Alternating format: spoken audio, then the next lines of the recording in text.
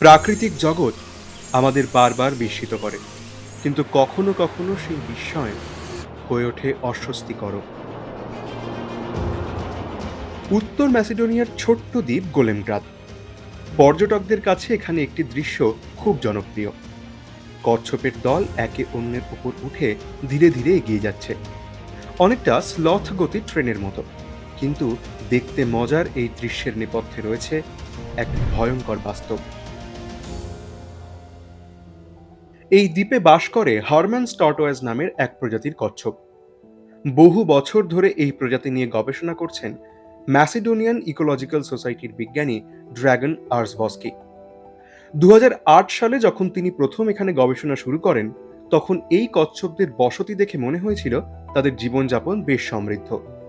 কিন্তু সময়ের সঙ্গে সঙ্গে তিনি বুঝতে পারেন এই দ্বীপে তৈরি হয়েছে এক বিপজ্জনক ভারসাম্যহীনতা। স্ত্রী কচ্ছপের তুলনায় পুরুষ কচ্ছপদের সংখ্যা অতিরিক্তভাবে বেশি। এখন পরিস্থিতি এমন যে একটি স্ত্রী কচ্ছপের পিছনে কম বেশি 19টি পুরুষ কচ্ছপ।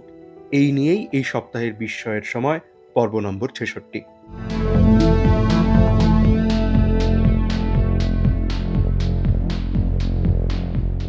এই অসম অনুপাতের ফলেই তৈরি হয়েছে তীব্র প্রতিযোগিতা, আর সেই প্রতিযোগিতার শিকার হচ্ছে স্ত্রী কচ্ছপরা। গবেষকরা লক্ষ্য করেছেন পুরুষ কচ্ছপরা যৌন মিলনের জন্য স্ত্রী কচ্ছপদের ধাওয়া করে, তাদের ধাক্কা মারে, কামড়ায়, এমনকি লেজের ধারালো অংশ দিয়ে খোঁচাও দেয়। এর ফলে দ্বীপের প্রায় 75% স্ত্রী কচ্ছপের শরীরে আঘাতের চিহ্ন পাওয়া গিয়েছে। অনেকের যৌনাঙ্গেও রয়েছে ক্ষত। পরিস্থিতি এতটাই করুণ যে অনেক স্ত্রী কচ্ছপ এই নির্যাতন থেকে বাঁচতে পাহাড়ের চূড়ায় উঠে যায়, আর সেখান থেকেই পড়ে যায় নিচে। বিজ্ঞানীদের ধারণা অনেক ক্ষেত্রে এটি দুর্ঘটনা হলেও এর পিছনে রয়েছে সেই অবিরাম তাড়া খাওয়া আর ক্লান্তির চাপ।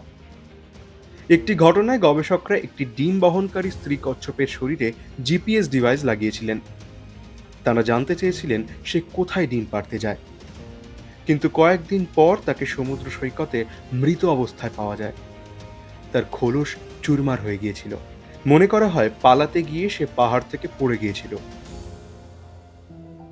গবেষণা বলছে যদি এই পরিস্থিতি বদলানো না যায়, তাহলে গোলেমগ্রাদ দ্বীপের শেষ স্ত্রী কচ্ছপ 2083 সালের মধ্যেই মারা যেতে পারে।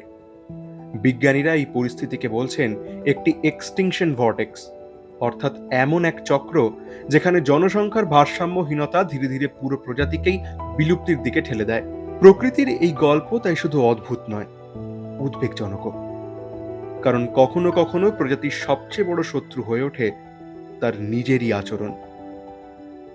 এমনই আরও বিস্ময়কর গল্প শুনতে চোখ রাখুন প্রতি শনিবার এই সময় লাইভের ইউটিউব ও ফেসবুক পেজে।